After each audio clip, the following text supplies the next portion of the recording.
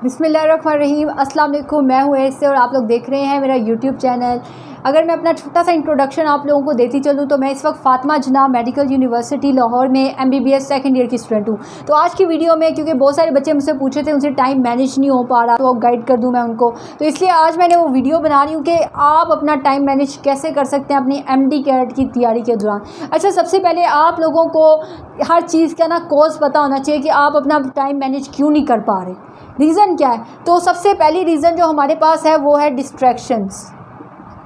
हमारी ज़िंदगी में बहुत सारी डिस्ट्रैक्शंस आती हैं जिसकी वजह से हम अपना टाइम मैनेज नहीं कर पाते। और दूसरी चीज़ जो हमारे पास है वो ये है कि हम ओवर थिंकिंग बहुत करते हैं। इन दो चीज़ों की वजह से हम अपना टाइम मैनेज नहीं कर पाते। अब डिस्ट्रैक्शन क्या है? मोबाइल फ़ोन सबसे बड़ी हमारी डिस्ट्रैक्शन है।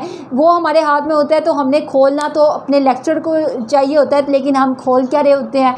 इंस्टाग्राम, टिकटॉक, इस तरह इंजॉय करने वाली चीज़ें हम खोल रहे होते हैं। तो आप लोग अपने मोबाइल का पीछा नहीं छोड़ते, इस वजह से वो डिस्ट्रैक्शन होती है और आप अपना टाइम मैनेज नहीं कर पाते। वरना हम सब ने अपना एक टाइम टेबल बनाया होता है जिसके ऊपर हम कह रहे होते हैं कि हम तो ये सब कुछ करेंगे, लेकिन आप कर नहीं पाते। कि सबसे बड़ी रीज़न क्या है? क्योंकि आपने अपने मोबाइल फ़ोन को साइड पर नहीं रखा। तो सबसे पहले क्या बात है कि आपने अपना मोबाइल फ़ोन साइड पर रख देना है। अगर आप अपनी तैयारी करना चाहते हैं, अपने पेरेंट्स को दे दें मोबाइल। अब आप लोग कहेंगे मैं मोबाइल पर ऑनलाइन MD कैट की प्रेपरेशन कर रही हूँ, मैं कैसे मोबाइल छोड़ दूँ? तो देखिए, आप मोबाइल छोड़ दें, आपके घर में लैपटॉप एक होगा, आप लैपटॉप पे सारी क्लासेस ले सकते हैं। इवन के व्हाट्सएप वेब पे अगर आप डिस्कशन करते हैं तो आप व्हाट्सएप वेब खोल सकते हैं अपने PC पर। तो आप लोग सब कुछ अवेलेबल है। बस आप लोग अपने आप को एक्सक्यूज़ मत देंगे या ये एक्सक्यूज़ है वो एक्सक्यूज़ है, एक्सक्यूज़ अपने आप को मत दें काइंडली। और दूसरी रीज़न जो हमारे पास है वो है ओवर थिंकिंग। अब ये ओवर थिंकिंग में हम अपने आप को या तो मेडिकल कॉलेज के अंदर सोच रहे होते हैं या फिर बाहर। किताब सामने खुली हुई है, आपने एक टॉपिक एक पैराग्राफ पढ़ा और आप सोचने लगे आपका एडमिशन हो गया है, बस हो गया। तो ये डे ड्रीमिंग जब हम करते हैं तब भी हम अपना टाइम मैनेज नहीं कर पाते, क्योंकि हम अपना टाइम ज़ाया कर रहे होते हैं। दूसरा ये कि हम नेगेटिव बहुत सोचने लग जाते हैं। पहले तो सब नेगेटिव थिंकिंग क्या है? आप लोग अपनी तैयारी को दूसरों की तैयारी से कंपेयर कर रहे होते हैं। इसकी तैयारी इतनी होगी, इसकी तैयारी इतनी होगी, इसकी इतनी है। फिर अपनी तैयारी देखते हैं, अगर आपकी तैयारी उनसे ज़्यादा हो तो आप खुश हो जाते हैं, लेकिन अगर आपकी उनसे बुरी हो तो आप टेंशन स्ट्रेस में चले जाते हैं कि मेरी तैयारी तो बहुत बुरी है, बहुत ज़्यादा बुरी, तो मेरा तो कुछ होगा ही नहीं। और ऊपर से आप ये भी एक ओवर थिंकिंग अपने अंदर लेके आते हैं कि MD कैट में अच्छे से अच्छे बच्चे, लाइक से लाइक बच्चे रह जाते हैं तो आपका एडमिशन भी नहीं होगा।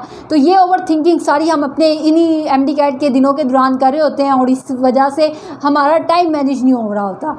तो अब आप लोगों ने क्या करना है कि ये ओवर थिंकिंग नहीं करनी। और डिस्ट्रैक्शन जो है उसको तो मैंने आपको बता दिया, साइड पे करना है। अभी आप सोचना है कि ओवर थिंकिंग के मामले में कि आपने जितनी भी ओवर थिंकिंग है वो सारी MD कैट के बाद में करनी है। जितनी है उसको संभाल के रख लें और क्या सोचना है कि MD कैट के बाद देखेंगे, क्योंकि अभी आपके पास टाइम नहीं है। सिर्फ़ और सिर्फ MD कैट में 49 डेज़ रह गए हैं, तो आपने इतने दिनों में अपनी सारी तैयारी करनी है। तो बच्चों, आप लोगों को मैं सारा कुछ बताऊँगी आप कैसे उसको मैनेज करोगे अपने टाइम को। अगर आप लोग अपना टाइम मैनेज करना चाहते हो तो आपने अपनी ज़िंदगी में दो चीज़ों का एडिशन करना है। एक तो आपने वॉच यानी घड़ी का एडिशन करना है और एक स्टॉप वॉच। आपने ये घड़ी जो है जब आपने पढ़ने बैठना है वो घड़ी अपने आपने हाथ में पहन लेनी है और उस घड़ी को फिर आपने अपना टाइम उसके साथ देखना है। और स्टॉप वॉच आपने एक रखनी है जिससे आपने अपना एक फ़िक्स टाइम रखना है कि इस टाइम के अंदर मैंने इस चीज़ को ख़त्म करना है और इससे ज़्यादा एक्सीड नहीं करना मैंने। आपने प्रैक्टिस का टाइम रखा हुआ है कि आपने इस चैप्टर के क्वेश्चंस प्रैक्टिस करने हैं, लेकिन वो आपने एक फ़िक्स टाइम रखना है कि इस टाइम के अंदर करने हैं। इस टाइम में जितने होते हैं आप मैक्सिमम करें। वो टाइम अगर ख़त्म हो गया तो बाकी जितने रह गए उनको छोड़ दें। आपने वो बाकी भी नहीं करने लग जाना, उसको छोड़ देना है और बाकी अपनी चीज़ें करनी है। तो वो मैं आपको बताऊंगी कि आप इस सब्जेक्ट को आपने कितना टाइम देना है, ये मैं आपको बताऊंगी। तो आप लोगों ने सबसे पहले तो ये दो काम आपको लोगों ने कर लेने हैं जो मैंने आप लोगों को बताया है। तो चलें अब चलते हैं कि आप लोगों ने अपनी असल में टाइम शेड्यूल अपना कैसा बनाना है कि आपकी तैयारी भी अच्छी तरीके से हो जाए इन 49 डेज़ में और आपके अच्छे स्कोर भी आ जाए कि आपका एडमिशन मेडिकल कॉलेज में हो जाए। तो मैं आप लोगों को अब एक टाइम टेबल बताने में लगी हूँ। तो आपके दिन में एक दिन में आपके 49 डेज़ हैं, एक दिन में आपके पास 24 घंटे होने वाले हैं। 24 आवर्स आपके एक दिन के अंदर है। अब इसमें से आप लोगों को मैं ये कभी नहीं कहूँगी कि अपनी स्लीप पर कंप्रोमाइज़ करें, आप 2-2 घंटे सोएं, 3 घंटे सोएं, आप सोएं ही मत, आप रातों को जाके बिल्कुल भी नहीं।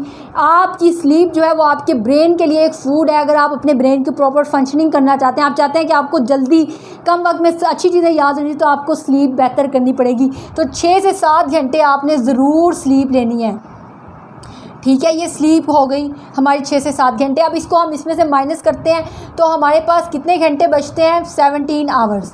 अब इन 17 आवर्स को हमने किस तरह यूटिलाइज़ करना है, इसको मैक्सिमम हमने यूटिलाइज़ करना है ताकि हमारा हम अपने MD-CAT में बहुत अच्छा 190 प्लस स्कोर कर सकें। अब आप लोगों ने इस 17 घंटों को इस तरह करना है कि आप ऑनलाइन एकेडमी में जा रहे हैं या फिर आपने फ़िज़िकल एकेडमी में आप प्रेपरेशन कर रहे हैं अपने MD-CAT की, तो आप लोगों ने 6 घंटे जो होते हैं आप लोगों के उसके अंदर चले जाते हैं। कोई भी आप ऑनलाइन लेक्चर्स दे रहे हैं या फिज़िकली आप फ़िज़िकल एकेडमी में जा रहे हैं, तो उसमें आप लोगों का 6 साढ़े 6 घंटे लग जाते हैं। तो आप लोगों ने 6 घंटे निकाल दिए। अब हमारे पास कितने घंटे बचे? 11 आवर्स। अब इन 11 घंटों को है, इसमें हम इसको कैसे यूटिलाइज़ करेंगे? इसमें पहला तो आपने 2 घंटे अपने खाने पीने उसके लिए निकाल देने हैं, तो अब आपके पास 9 घंटे बचे। अब इन 9 घंटे के अंदर हमने सेल्फ स्टडी करनी है। और आप लोगों को ये बताऊं कि जो बच्चा इस चीज़ को बेहतर तरीके से कर लेगा, MD-CAT का टॉपर भी वही बच्चा बनेगा। क्योंकि बच्चे आप लोग ना लेक्चर सब लोग लेते हैं, अकेडमीज़ भी जाते हैं, आप ऑनलाइन कर रहे हैं या फिर किसी भी आप समझिए कि आप बहुत अच्छी अकेडमी से लेक्चर्स ले रहे हैं, तब भी अगर आप इस चीज़ में नाकाम हैं तो आप लोग अपने एडमिशन स्कोर भी नहीं कर सकते और टॉपर भी नहीं बन सकते। तो उसके लिए आपको ये चीज़ सबसे बेहतरीन करनी पड़ेगी। अब मैं आप लोगों को बताने वाली हूँ कि आप इस चीज़ को किस तरह कर सकते हैं, इन 9 घंटों को कैसे यूटिलाइज़ कर सकते हैं अच्छे तरीके से। तो अब बच्चों ये देखो कि हमारे पास 9 घंटे हैं। इसमें से आपके पास कितने सब्जेक्ट हैं? फिज़िक्स है, केमिस्ट्री है, बायो है और हमारे पास इंग्लिश है और लॉजिकल रीजनिंग। अब ये हमारे पास 5 सब्जेक्ट्स हैं। इस 9 घंटे में हमने इनको कैसे डिवाइड करना है? फ़िज़िक्स को आपने रोज़ के 3 घंटे ज़रूर देने हैं।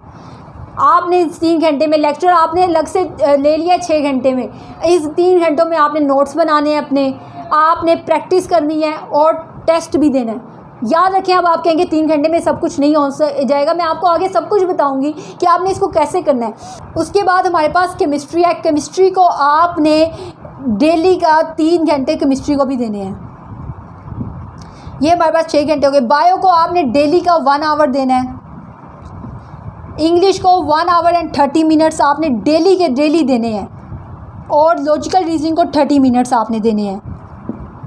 अब ये सारे घंटे आपने अपनी स्टॉप वॉच पे कर लेना है कि इतने 3 घंटे आपने डेली के देने हैं। जो मर्ज़ी हो जाए, चाहे ज़मीन इधर से उधर हो जाए, आपके घर में मेहमानों के टोले आ रहे हो, लेकिन आपने फिर भी ये सारा मैनेज करना है कि ये सिर्फ़ और सिर्फ आपने 49 डेज़ तक मैनेज करना है। उसके बाद आप अपनी ज़िंदगी खुशी खुशी जिएगा, जहाँ मर्ज़ी आप जाएँ, लेकिन ये 49 डेज़ तक प्लीज़ इसको फॉलो कर लीजिएगा। क्यों 49 डेज़ हैं, 49 डेज़ में से 35 डेज़ जो हैं वो आप लोगों ने रखने हैं अपने हर सब्जेक्ट को डिवीजन करनी है।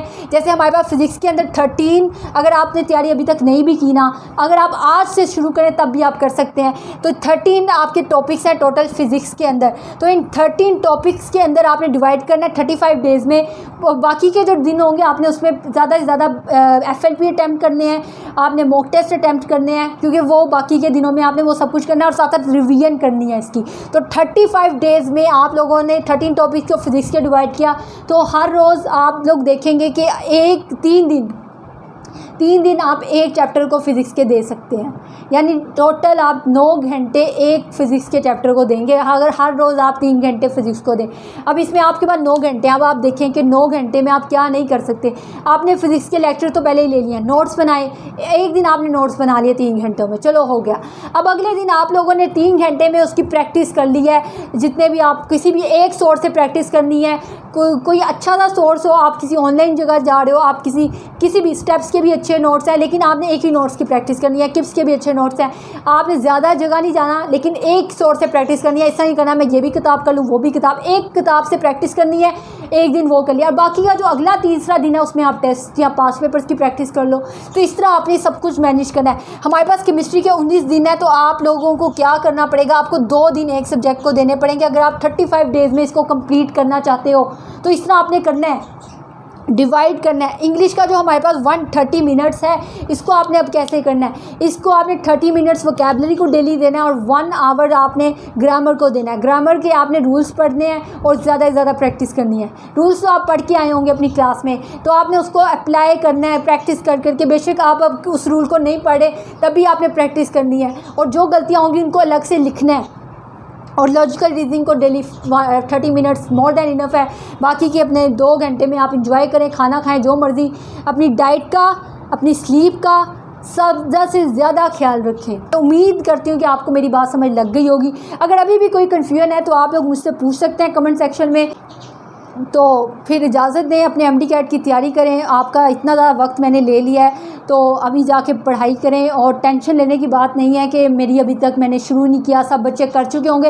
यकीन करें किसी ने भी अभी शुरू नहीं किया होगा, सब लोग यही सोच के बैठे होंगे कि किसी ने सब ने शुरू कर दिया और मैं बहुत लेट शुरू कर रही हूँ। अगर आपने अभी तक तैयारी नहीं भी की तो ये टाइम टेबल फॉलो करें और अपने टाइम को इस तरह मैनेज करें। उम्मीद करती हूँ आपको मेरी बात समझ लग गई होगी।